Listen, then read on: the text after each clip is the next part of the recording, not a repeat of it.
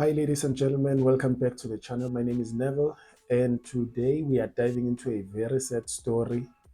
Witness D, the man who dared to expose police mafia and paid with his life. This is the rise and the assassination of Marius Vlam van der Merwe, the mysterious witness D of the Madlanga Commission. Without any waste of time, let's get into the video. First, let's start by unpacking who is Witness D. Witness D is the former EMPD QRF officer and owner of QRF Task Team, a private security unit specializing in Zamazama operations.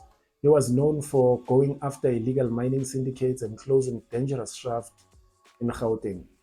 And he built his reputation as a tough, fearless operator, a man who fought criminals both inside and outside the system. The man was identified publicly when he went into the Madlanga Commission as Witness D. His testimony became one of the most explosive moments in the entire inquiry. He told the commission he was fighting two enemies.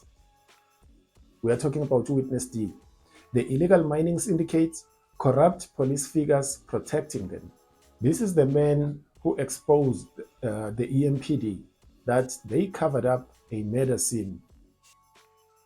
He claimed suspended EMPD Julius Dr. Mkhwanazi ordered him in 2022 to dispose the body of someone that was killed in a police operation.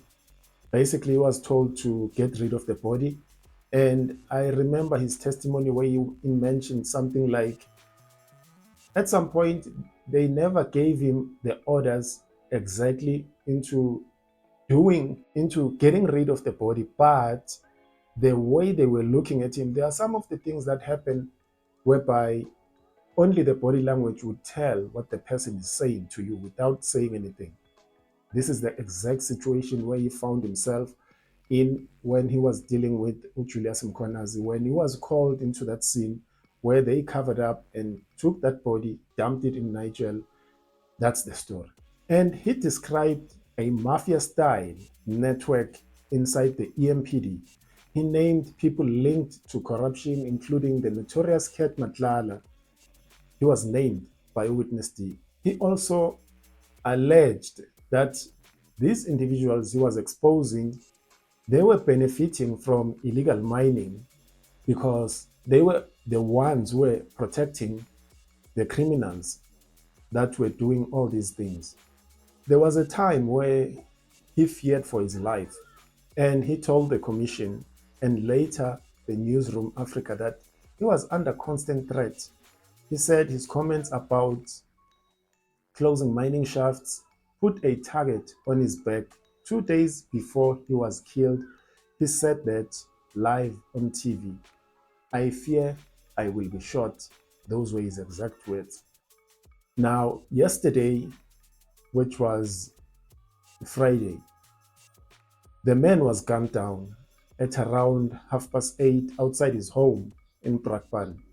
His wife witnessed the execution, his children were inside the house, and nothing was stolen.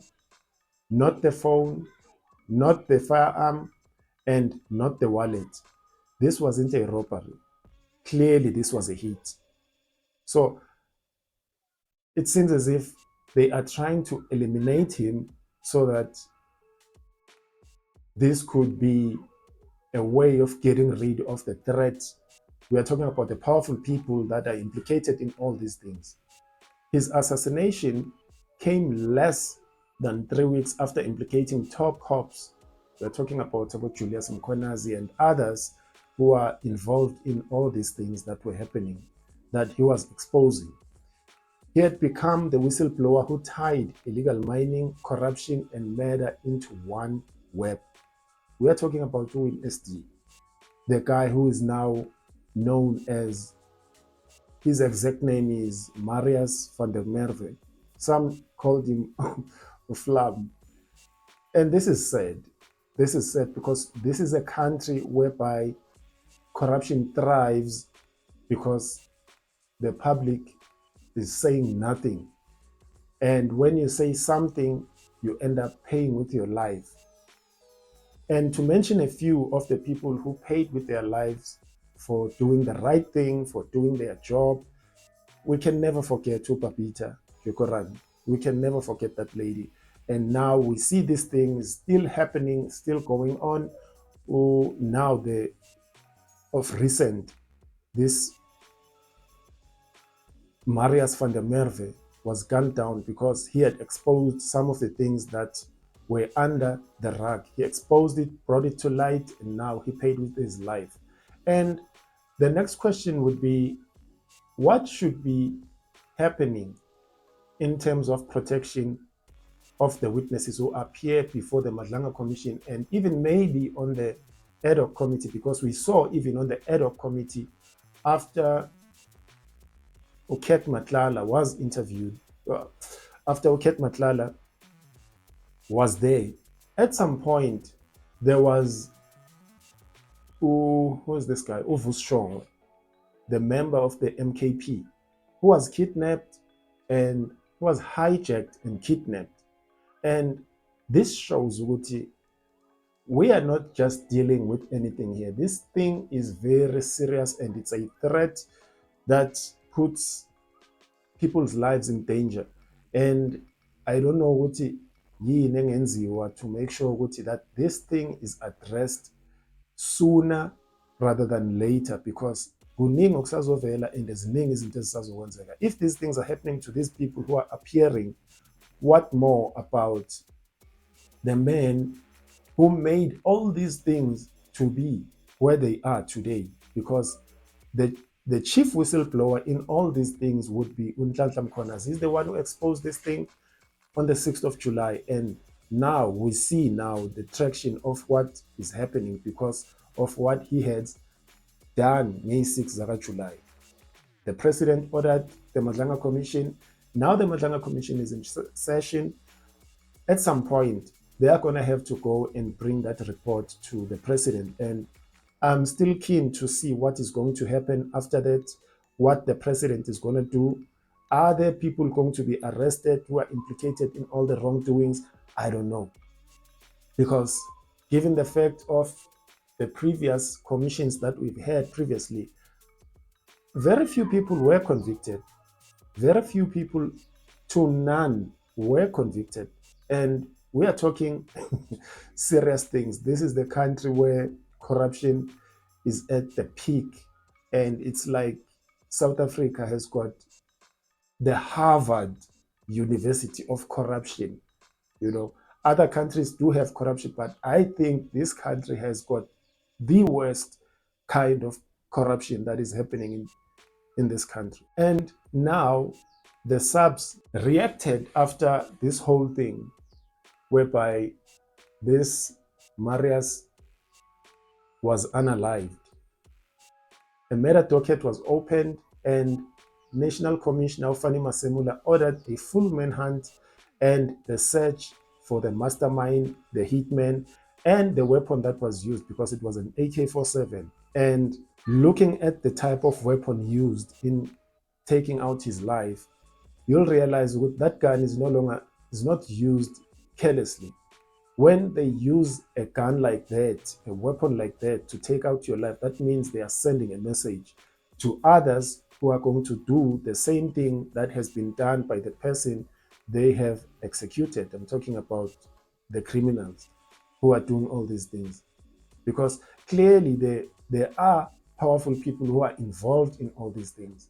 And that is why the record is playing the way it does. Even on social media, the people are angry. They have expressed a lot of things. Just go on social media, X, and search hashtag Madlanga Commission. You'll see all the shenanigans of what is going on. And I'm still going to come back with another video of the... You know what? Let me not mention it. You'll just see when I post it. Because, hey, yeah, the question is selling hayo manje. A1. I'd like to know who ordered the hit. Number one. Another one would be, did the murder come from within EMPD, illegal miners, or both of these entities? And the third question would be, was the state negligent or complicit in failing to protect him? And my answer would be yes. They failed to protect, because remember, if a witness is going to go there with the name witness D, and there are others, witness A, witness X, that shows they are protecting their identity. And at some point, unfortunately, they get uncovered and they pay with their lives so that the crime could thrive. Just look at some of the video, some of the clip of what happened at the Madlanga Commission when Julius Mkonazi was giving his testimony and he was being examined by the commissioners. There was an individual who testified before the commission under the pseudonym identity of Witness D. Is that correct? It's correct. I started to be aware 2023 when IPT approached me. Yes. So you're aware that evidence was given by an individual under the name Witness D in front of the commission? Yes. And amongst others, several allegations were made in respect of you. Sorry, I must do something. It's very important. If you know the identity of Witness D, please do not mention it. It may be that during your engagements with IPIT, they mentioned the name to you. No, please do not mention it. No, I don't know him. Thank you, Commissioner. That's it from me. And from me to you, I'm signing out. I'll see you on the next one. Peace.